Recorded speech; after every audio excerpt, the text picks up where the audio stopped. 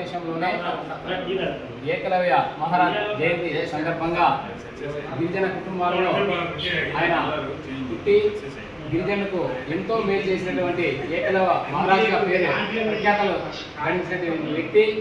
ఆయన స్మరించుకుంటూ ఆయన పుట్టినరోజును ఈరోజు శ్రీ సత్యసాయి జిల్లా ధర్మవరం పట్టణంలో శ్రీ కేతిరెడ్డి వెంకటరామరెడ్డి గారి ఆదేశాల మేరకు ఆయన కార్యాలయంలో ఈరోజు ఏకలవ్య మహారాజ్ గారికి జయంతి సందర్భంగా ఈరోజు పూలమాల వేసి ఘనంగా నివాళులు అర్పించడం జరిగింది.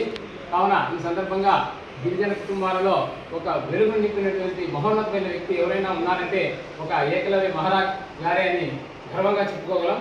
అదేవిధంగా ఈ ఏకలవ్య మహారాజు జయంతిని కేంద్ర రాష్ట్ర ప్రభుత్వాలు జాతీయ దినంగా ప్రకటించి కేంద్ర రాష్ట్ర ప్రభుత్వాలు ఈ రోజును హాలిడేగా ప్రకటించి కేంద్ర రాష్ట్ర ప్రభుత్వం అయితేనే ఈరోజు ఒక పండుగ వాతావరణంగా ఒక రోజును ప్రత్యేకంగా ప్రకటించాలని చెప్పేసి ఈ YSR Congress party ST cell గిరిజన విభాగం తరఫున మేము ధర్మవరం నియోజకవర్గం నుంచి డిమాండ్ చేస్తున్నాం.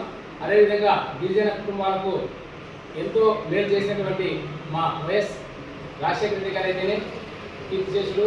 అదేవిధంగా ఇంతకుముందు 2019, 2024 సంవత్సరంలో ముఖ్యమంత్రిగా ఉన్నటువంటి శ్రీ వైఎస్ జగన్మోహన్ రెడ్డి గారు గిరిజనుల ముద్దుబిడ్డ అని చెప్పి మేము కూడా ఎంతో గర్వంగా చెప్పుకుంటున్నాం.